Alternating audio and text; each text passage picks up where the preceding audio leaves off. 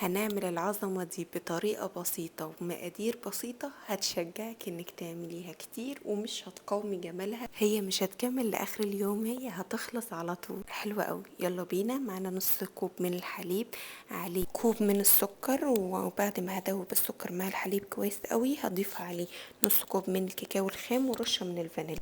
ولو حبيتي تخففي القوام وتضيفي شويه لبن مفيش اي مشكله. هناخد منه كوبايه على جنب بالشكل ده، ونضيف بقى على باقي المقادير بيضتين، عليهم نص معلقه من الفانيليا، عليهم معلقه صغيره من البيكنج باودر، عليهم ذره من الملح، وهنضرب ده كويس قوي. هندخل عليهم كوب واحد من الدقيق، وطبعا هندهن الصينية بتاعتنا بزيت ونرش عليها دقيق، وده القوام بتاعنا. ودي بعد ما طلعت من الفرن كانت جميلة جدا. ولازم تطلع السكينة معاك نضيفة بالشكل ده من النص عشان تتأكدي من التسوية السليمة ليه.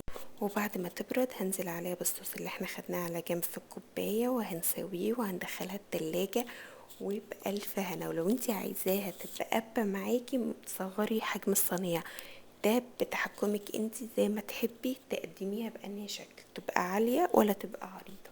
مش هتبطلي تعمليها من كتر ما هي خفيفة وحلوة وطريقتها بسيطة وسهلة. انا متأكدة ان هي هتعجبك قوي. وبألف هنا.